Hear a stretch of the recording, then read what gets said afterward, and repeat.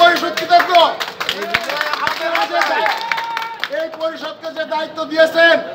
ইনশাল্লাহ আমরা আগামী শপথ গ্রহণের পর থেকে আমাদের যে দায়িত্ব দেওয়া হয়েছে আমরা পুঙ্খানুপুঙ্খানুভাবে আপনাদের দায়িত্ব পালন করার চেষ্টা করব। আপনারা সুস্থ থাকেন, আমাদের জন্য দোয়া করবেন। আমরা যেন সুস্থ থাকি, আমরা কেউ কোনো বিশৃঙ্খলা করব না। আমরা সুন্দরভাবে এখান থেকে আমরা সবাই কথা বলে আমরা বিদায় নিব। আপনাদের কাছ থেকে দোয়া চেয়ে এখন কথা বলতে পারতেছি না, বিদায় নিচ্ছি। আসসালামু আলাইকুম ওয়া রাহমাতুল্লাহি ওয়া বারাকাতুহু।